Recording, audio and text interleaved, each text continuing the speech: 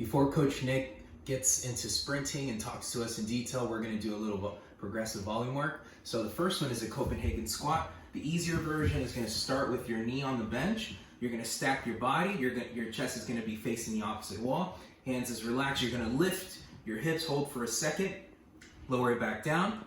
You want to hold the top just enough to show control. The standard version, you're going to just hold yourself up with your leg. From here, same position, lift your hips, lower it down, lift your hips, and lower it down. Slow and controlled, show control. All right, guys, so the next one we have is a leg pull-up. We're gonna go ahead and sit down. We're going to place our hands behind our back. From here, you're going to bridge, lift your hips up. You want your ankles dorsiflex, you're flexing your toes up. With your hips high, chest up, you're gonna lift your leg as high as you can, show control, and bring it back down the whole time. Can you maintain this bridge position? That is the leg pull-up. The last and final exercise is the Pike Pushup. We have two versions. First one is you're going to find an elevated surface as high as you can handle. You're going to send your hips up towards the ceiling. We're going to use the skill we worked on with the tripod. So hands create the base. The crown is going to be the top of your head.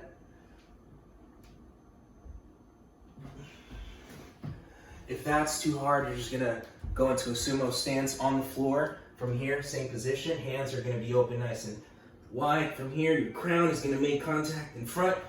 It's a little easier. You're going to lighten the load if you're on the floor, and that is the Pike Pushup. Hi, it's Nick with Deuce Gym Venice.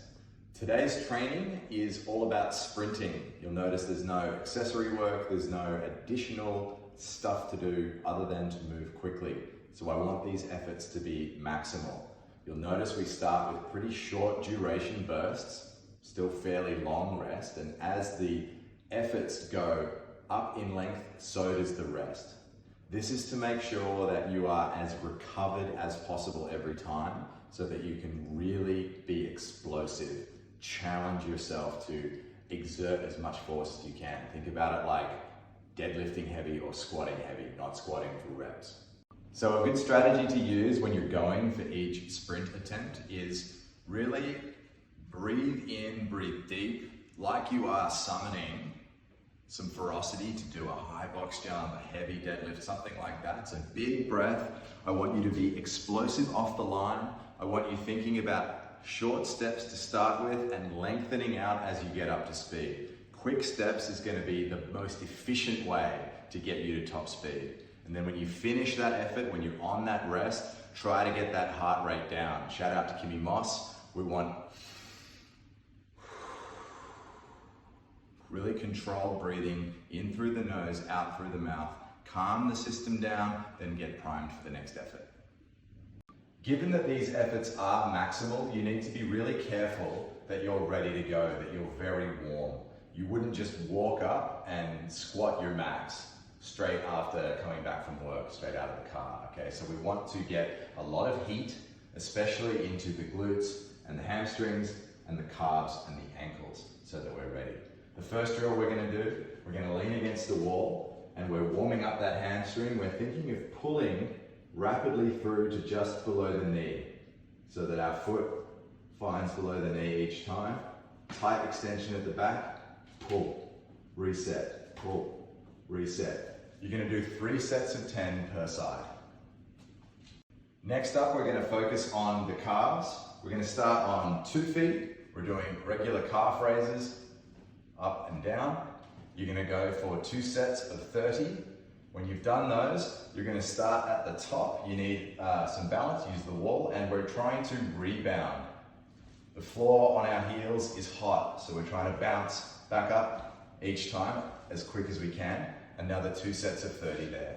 With the calves and the hamstrings starting to get a bit warm, we're going to get dynamic now.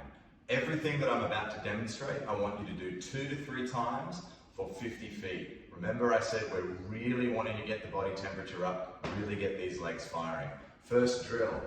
Running is actually an act of falling with our feet stopping us falling onto the ground, keeping us moving ahead. So we're going to get light on our feet, upright, then lean and run off. Each of your 2 to 3 50-foot efforts here should get a little faster each time, so keep repeating, keep moving more quickly. Next drill, a little bit of a test of the coordination. On the spot, it's going to be a pull and then a pull. Alternating sides, and then again, we're going to lean. Next up, getting even more dynamic, we're going to do a heel to butt without any alternating cadence. So a little bit more speed, starting light as always, and then pulling to the butt. Follow that up. Same tempo, high knees this time, out in front. As you're pumping your arms, you're looking largely to stick to 90 degrees. 90 at the back, 90 at the front, not extending out in either direction. Okay?